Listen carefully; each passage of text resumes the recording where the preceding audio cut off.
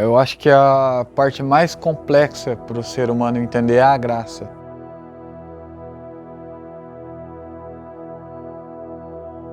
A origem do pecado, a Bíblia nos mostra, foi lá no Jardim do Éden, né? A tentação do pecado foi plantada no coração de Eva, posteriormente em Adão. O pecado ele se origina através de uma tentação. A tentação foi o ser humano ser igual, parecido com Deus, que ele não teria consequências por cometer esse pecado. Deus deu liberdade para o ser humano provar de tudo, menos daquela árvore. A partir de então, o pecado entra e faz uma separação entre Deus e o homem.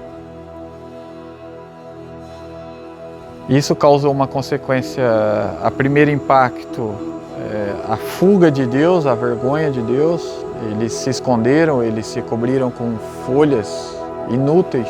A partir daí Deus percebe que os olhos dele já estavam abertos. Ele condena essa terra, condena a mulher multiplicando as dores de parto.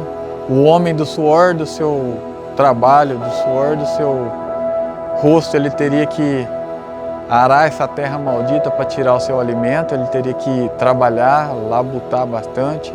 Adão representava a humanidade naquela situação e ele falhou. Então ele falhando, todos falharam. A consequência que eu vejo maior no pecado é a separação entre Deus e o homem. Se você lê em Gênesis 3, você já vê a providência divina, na sua infinita misericórdia. Da mulher nasceria quem lhe pisaria a cabeça e ele lhe feriria o calcanhar. Ao matar aqueles animais, foi uma consequência do pecado. A consequência do pecado é a morte. Deus providencia uma provisão para o ser humano. Você vê a consequência do pecado juntamente com a provisão de Deus. Que a consequência do pecado é a morte. Deus providencia desde já uma provisão para o ser humano. Eu acho que a parte mais complexa para o ser humano entender é a graça.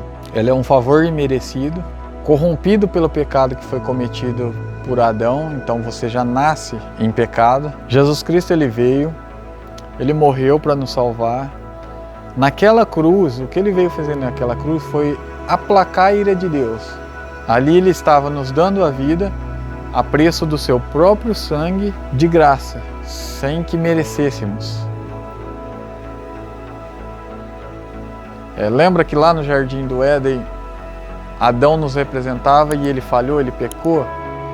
Quando Deus providencia o Messias, que era o Cristo, seu Filho unigênito, ele cumpre toda a lei, ele cumpre todos os mandamentos de Deus e morre santo e morre puro. E a partir da fé que temos nele, a graça nos é dada. Essa é a parte mais complexa para o ser humano entender, porque o ser humano ele não aceita. O ser humano ele não aceita nada que ele não tenha participação.